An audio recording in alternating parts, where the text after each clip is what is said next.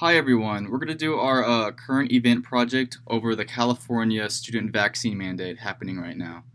And we are Team 6, and I'm joined here today with Christian, Kelsey, Brandon, which is myself, and Kate. So let's get started. So what's happening right now?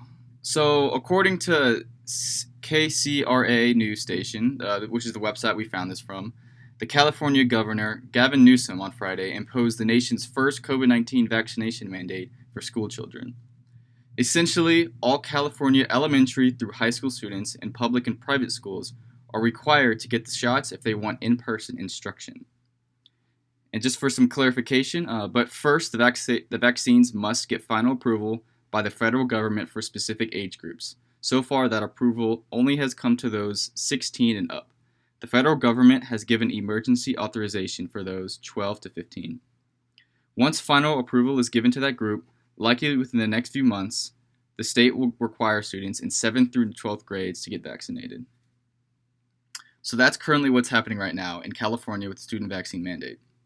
And just to add some extra facts into the equation, there are exemptions in this proposal. So students can seek religious and medical exemptions because the new requirements are being imposed by public health regulations instead of by law. The California Department of Public Health will have to approve the regulations, including the scope of the exemptions, after a public comment period. And just some extra facts as well to include in this is some of the options for teachers. So that now, since this proposal, no more testing is being allowed, and this is what I mean. So California in August became the first state to require that all K-12 public and private schools, teachers, and staff be vaccinated or undergo weekly tests. So that was previously what was going on. Either you're required to get vaccinated or you're required to get weekly tests. So you had two options. But now, under this new proposal, the new rules eliminate the testing option. All teachers will have to be vaccinated when the mandate kicks in for children they teach. So to the point. So overall, this is what's going on. Basically, students who refuse to be vaccinated will have to take independent study courses at home.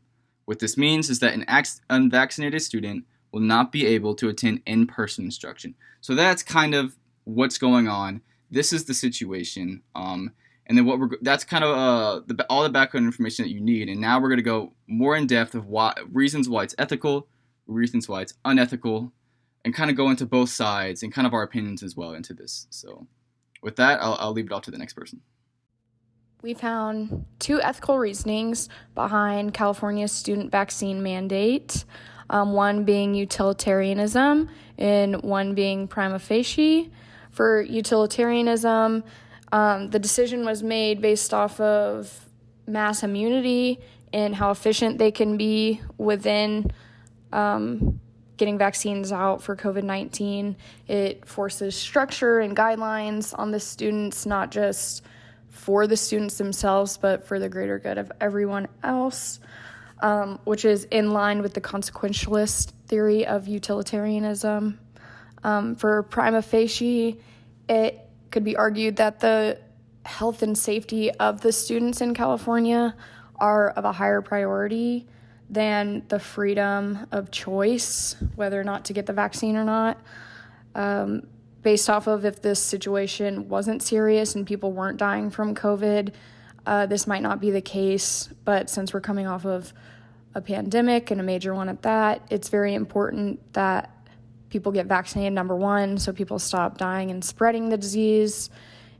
And number two, that businesses and schools can become more safe in order to find more normal productivity. So now moving on as to why it is unethical.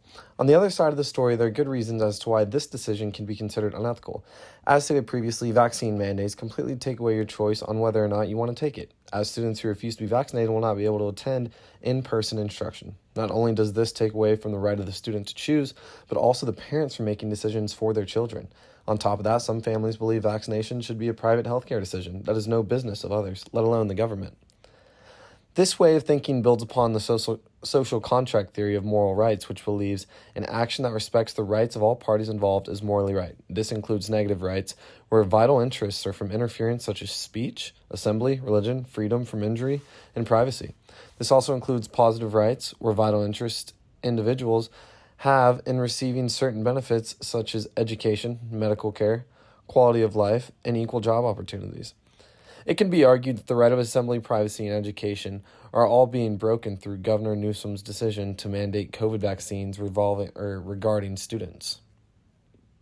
Continuing with why it's unethical, there's a point to be made that we already require other vaccines in order to go to school, but an argument to that is the COVID-19 vaccines are still brand new and people don't fully understand or know the long-term effects yet. Therefore, we should give the freedom of choice to the public, or at least until all versions are FDA approved for all ages.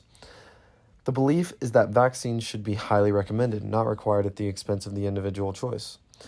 Just as the deontological theory of prima facie argued with the decision, it could also be argued against. Once again, this ethical theory believes an action that fits a declared relative higher priority is morally right. Taking away individual choice from students and parents is not and should not be a higher priority than their own judgment. Everyone should be rational and responsible for their own decisions. Looking at the situation at hand, it could be seen as very complicated to fully decide which one has a higher standing to the other. Being that both parties are equally important, it raises a dilemma. On one hand, it is important we get better control of the pandemic and handle the issue. Where I see it, yes, the vaccine helps, but it doesn't solve the problem because you still can get the virus after the vaccine.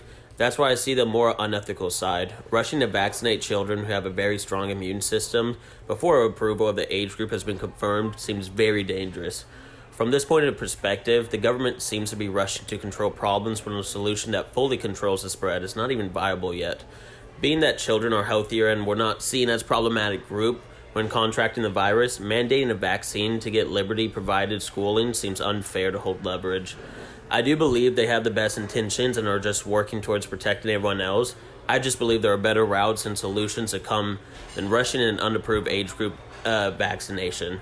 But in conclusion, the mandate for school children to get the vaccine is a very controversial topic and can be viewed as both ethical and unethical. Ethically speaking, consequential theory of altruism falls right in line with the aim of the government when attempting to minimize the spread of COVID-19. However, with this approach, it seems to have crossed the social contract theory of moral rights and taken away numerous choices of school children and the parents. To sum everything up that has been stated, there will be a conversation of disallow regardless of the outcome and what gets mandated. The virus is continuing to spread and is mutating from its original strain, calling for more treatment methods, prevention methods, and conversation on the topic.